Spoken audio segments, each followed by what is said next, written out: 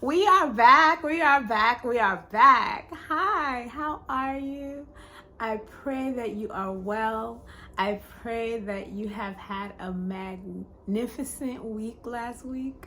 I pray that you are gearing up and taking care of yourself and loving yourself and healing yourself today so that you can go into next week full of spirit, full of love, full of peace, full of joy, that you can go into next week overflowing so that you can be a blessing to someone else. All praise is due to the one most high divine for love, light, and life, peace, balance, and blessings, for health, wealth, prosperity, wholeness. We are in constant gratitude to the Most High for life.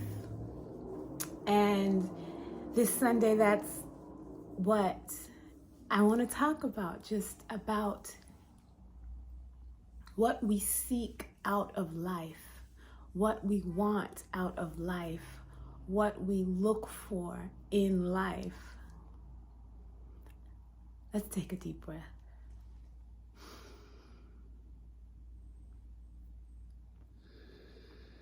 Let's close our eyes and take a deep breath.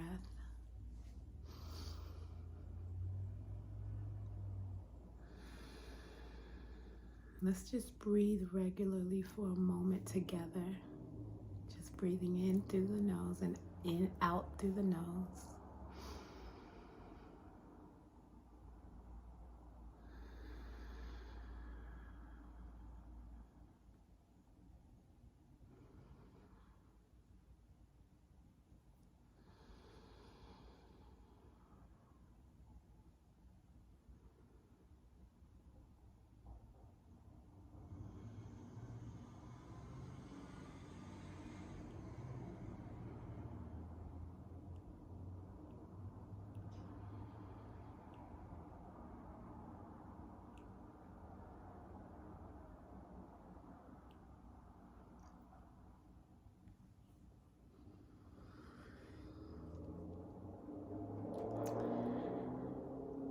And as you come back to your consciousness, gently opening your eyes, wiggling your toes, stretching your hands.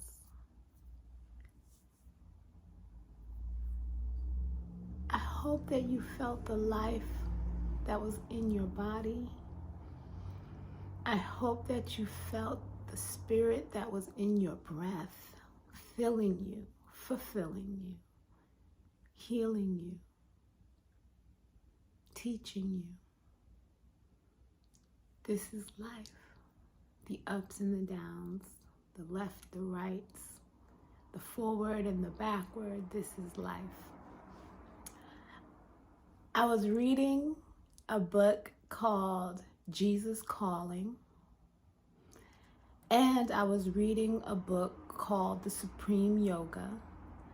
And so interestingly, they're both daily readings. So you read a page a day and you glean from it whatever spirit brings to you.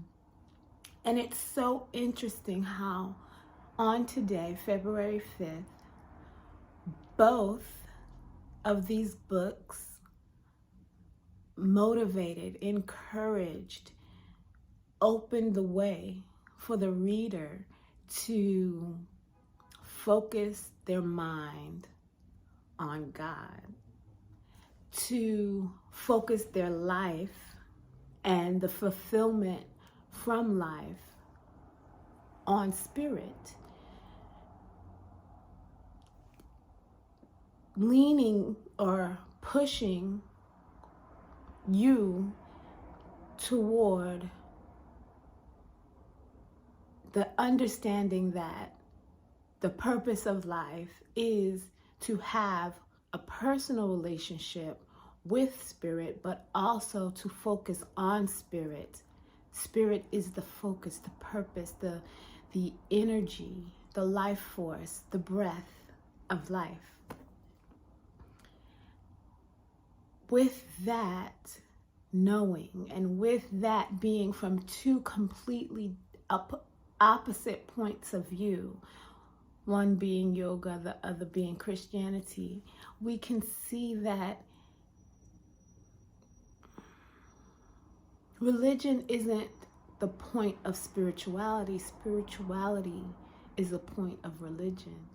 And when we know that, then we can find God no matter where we go. We can find God no matter who we are around, no matter what book we're reading, no matter what culture we're amongst. We can find God in everything. And that was just so encouraging for me and so motivating for me to continue to do these Sunday sessions and to continue to bring forth the light in the world of whomever chooses to join me and listen. I would really like to expand this to other conversations and other topics, but I'm finding it a little bit difficult to fit more into my schedule right now. But if you see me pop up with something else, please join me on that as well. But for now, we're going to go back and we're going to review the things that we've talked about, or the purpose, or the message that has been given thus far, and bring us back to the focus on spirit. I remember bringing up the hamster wheel and how our society keeps us on a hamster wheel. So I just wanted to ask you, are you still running on the hamster wheel of life? Where are you in your progression towards your commitment or recommitment to your most divine self? Have you stopped running, but you're still kind of sitting on that hamster wheel, just observing the world and wondering which way to go? Are you moving purposefully toward the path that takes you to your most divine self? Or are you haphazardly just walking and hoping that every step you take is the right one? Either way, there's no judgment. You will get there. You will always get there. And if you don't get there, you'll come back and do it again. And you'll have to get there again. So you'll have to try again. So I'm wondering where you are, and I hope that you will put it in the comments below. I hope that you will share with me what stage you are on this progression. Are you observing your life and asking yourself the important questions of why I've attached myself to a life set like such? Are you making concrete and serious movement towards detachment? And detachment doesn't mean that you're not doing the things that you're doing, or that you are not working in a corporate environment, or that you're not, pursuing the nice car that you want, or the degree that you want.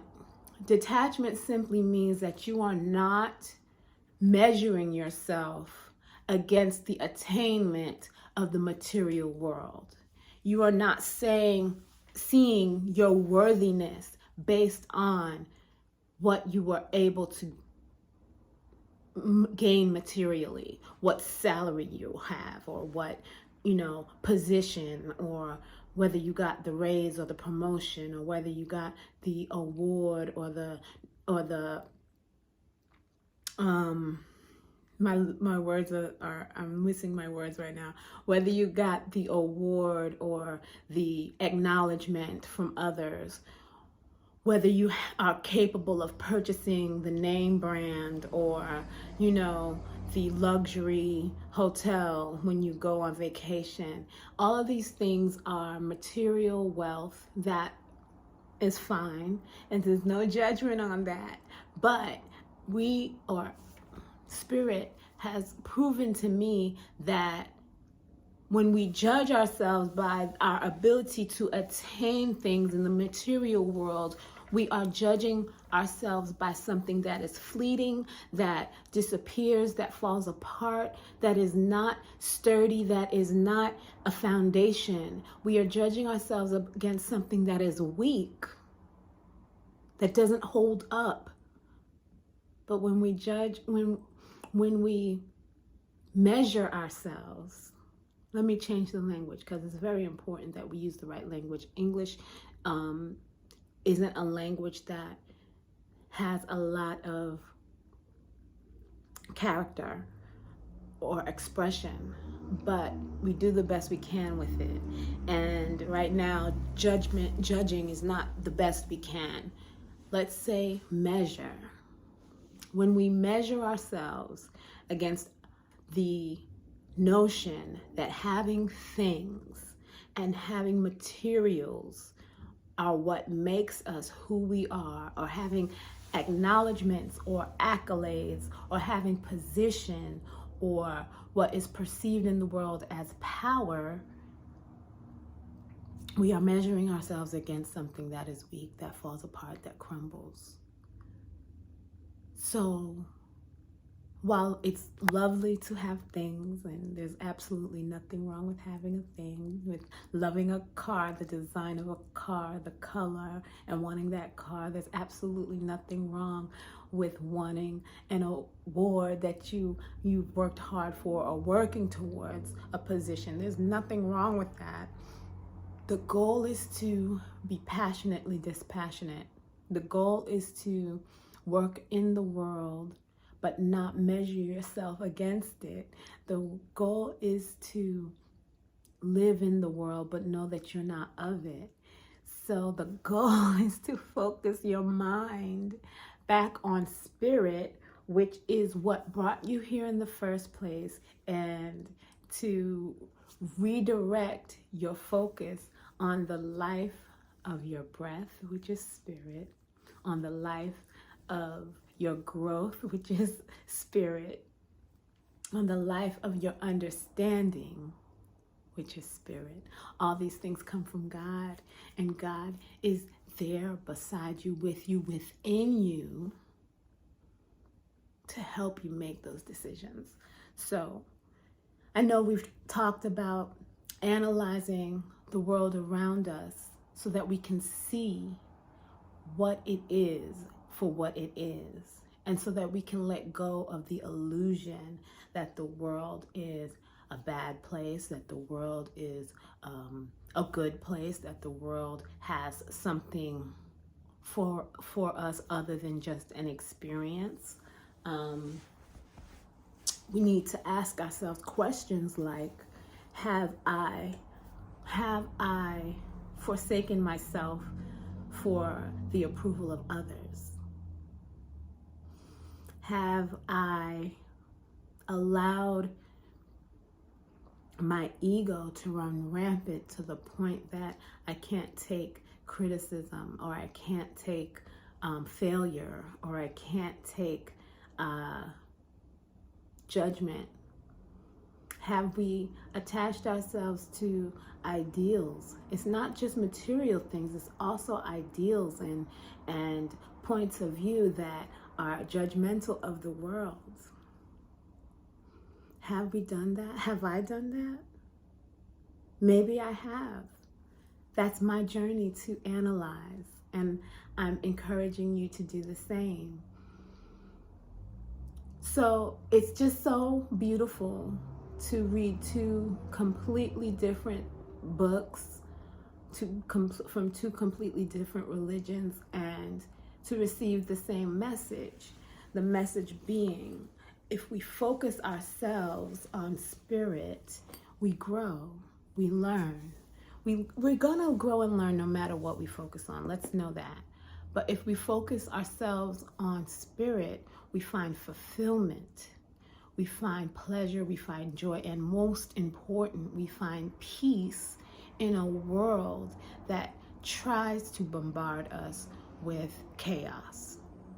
That is the biggest thing right now, because the world is in a state that would have people thinking that does already have people thinking it's the end of times.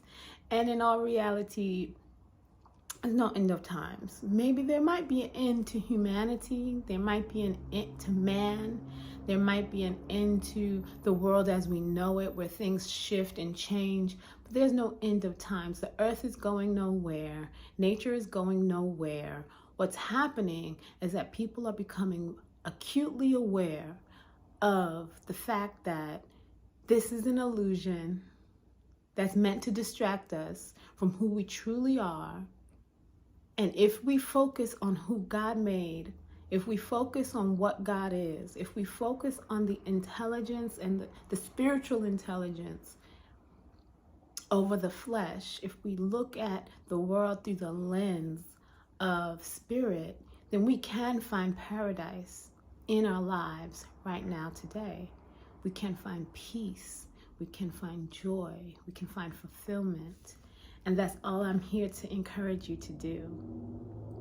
To turn away, not to turn your back on, but just to refocus, to turn your energy inward, to analyze self. We've already discussed some questions that you can use to analyze self, but if you have any more to share with us, please comment below, because maybe there are some that I need to ask myself. Maybe there are some questions that I have never asked myself that you are asking yourself, and I might need your help. This is a community. This is not a one-way street, and I pray that you can use me and that I can use you to stand strong together. Human beings are interconnected. So what happens in the world here affects people in the world elsewhere.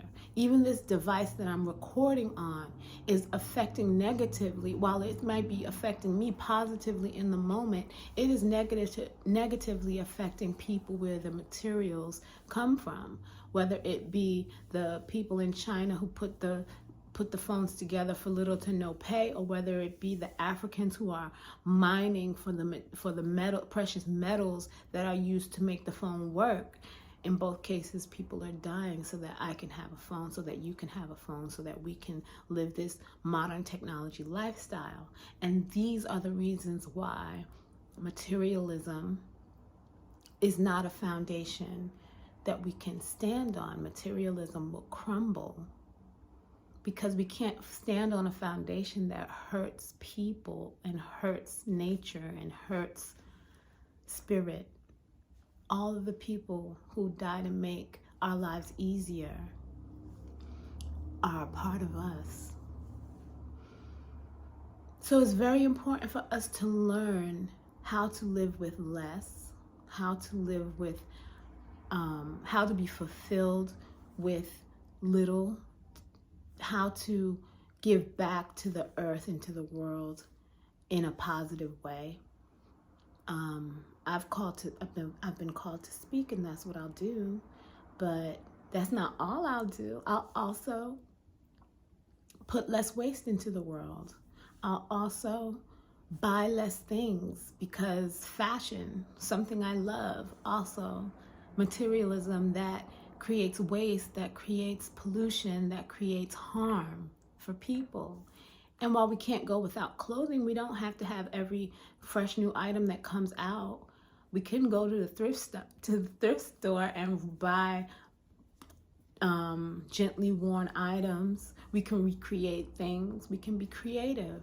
I think a lot of us lose our creativity because of consumerism, because of materialism, because we just go out and buy it rather than thinking of ways to make it ourselves. These are the things that I'm thinking of when I say materialism is not a foundation to stand on. I could be preaching to the choir. The people who watch my show might not be the people who need to hear it. It might be the amen corner. But you know someone who needs to hear this. You know someone who needs to be awakened or just jostled a little bit out of their current mind state. We started meditating together, and that has brought me a lot of joy. I know that some people are adverse to meditation because it slows them down too much and it makes them actually think about their thoughts. As you share your messages, or this message, or whatever message that you may have with others, it's important for us to do our best to meet people where they are. So our meditation started off as just 3 minutes, but let me know if you think that we should just add a whole separate time outside of the Sunday session just for meditation, because I would love to share with you the joys of meditation and take it deeper beyond just the 2 to 5 minutes that we do here. And beyond just the breathing techniques that I've done here. There's a lot of different meditations that we can learn to do, and then there's just the simple silent breathing meditation, which is for me the pinnacle of meditation, when you can just sit and be still. I know I've already shared with you the things that I wanted to share today, the serendipity of having 2 books that taught me the same thing, that came from polar opposite views of the world, or so we think, to encourage you to see that we're all one. We all come from one. We all return to the one.